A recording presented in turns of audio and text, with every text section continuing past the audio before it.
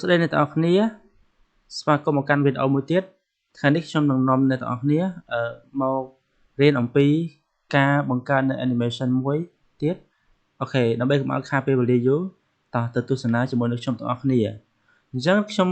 ធ្វើការបង្កើតនៅ element មួយនៅក្នុង PowerPoint ហ្នឹងហើយអញ្ចឹងខ្ញុំធ្វើការ add នៅ shape មួយយើងយក rectangle មកហើយយើងគូសវាមក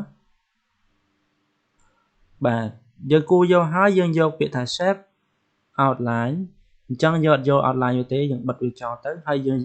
យក fill វាយើងដាក់ពណ៌សមកអូខេ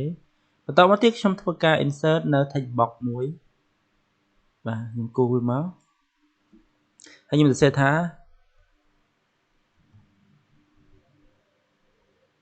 អង្គរវត្តអូខេអញ្ចឹងខ្ញុំ select ទៅលើវាទៅហើយខ្ញុំដូរ font អញ្ចឹងខ្ញុំចុចយក font នេះចុះហើយខ្ញុំយកគម្លាតអក្សរយក worry នេះយកអាហ្នឹងមិញមកអូខេអញ្ចឹងយើងបរិយអក្សរវាធំតិចទៅយើងដាក់វាឲ្យធំឲ្យអស់ធំមកអូខេអញ្ចឹងអក្សររបស់យើងចង់បានវានៅកណ្ដាលហ្នឹងនៅកណ្ដាលហើយយើងយកចុចលើ shape format ក៏បានហើយយើងយកពាក្យថា align middle ហើយចុចលើ align ដដែលយកពាក្យថា align center អូខេអញ្ចឹងខ្ញុំធ្វើការ select វាខ្ញុំចុចទៅក្នុង shape format ហើយខ្ញុំយកពាក្យ merge shape ខ្ញុំយកពាក្យ subtract អូខេអញ្ចឹងខ្ញុំធ្វើការទៅ add រូបភាពមួយដែលខ្ញុំបាន download ទុកហើយនៅក្នុង this picture នេះ this driver របស់យើងហ្នឹងហើយខ្ញុំចុចចូលទៅក្នុង 3D ខ្ញុំ set ទៅវានៅក្នុង 3D ខ្ញុំ open អានេះមួយហើយខ្ញុំយកពាក្យអានេះអូខេខ្ញុំយករូបភាពមួយនេះសិនអូខេអញ្ចឹងខ្ញុំចូលទៅក្នុងpicture format ហ្នឹងហើយចុចចូលទៅក្នុង picture format ហើយអ្នកទាំងអស់គ្នាជ្រើសរើសយកកន្លែង crop យកកន្លែង aspect ratio ណាហើយយើងយក16:9អូខេចុច enter ទៅអញ្ចឹងខ្ញុំទាញវាអានេះហើយខ្ញុំចុច shift វាជាប់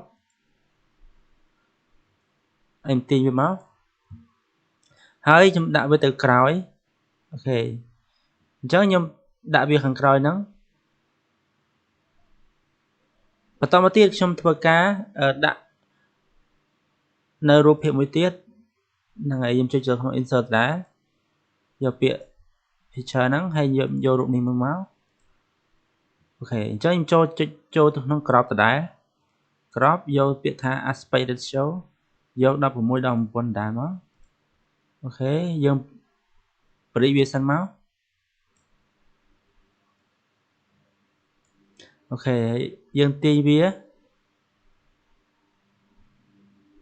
ចេញពីនេះបន្តិចអូខេអញ្ចឹងខ្ញុំធ្វើការទៅ insert នៅ text box មួយទៀតហ្នឹងហើយខ្ញុំយក rectangle ដដែលហើយខ្ញុំគូសវាអូខេខ្ញុំយកពណ៌ខ្មៅខ្ញុំដាក់វាកន្លែងនេះទៅអូខេអញ្ចឹងខ្ញុំចុចចូលទៅក្នុង animation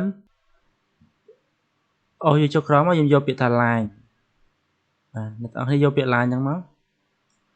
អូខេអញ្ចឹងយើងមើល line របស់វាយើងចុចទៅក្នុង line effect ហើយយើងយកពាក្យ left អូខេវាដូចវាថាវា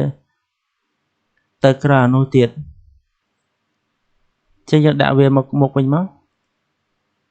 ឥឡូវយើង view វាម្ដងទៀត click អូខេ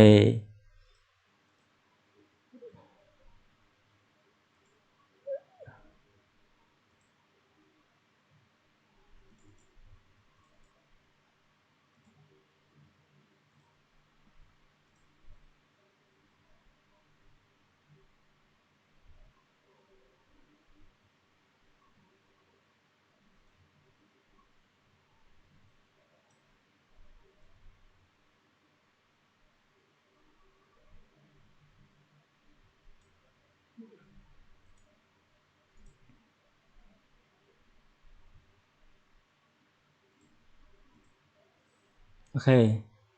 អក្សរនេះខ្ញុំដាក់វារាងធំបន្តិចនេះអក្សរនេះវានៅក្រោយអញ្ចឹងអក្សររបស់យើងយកប៉ុណ្ណឹងហ្នឹងហើយអ្នកនរគ្នាអូខេ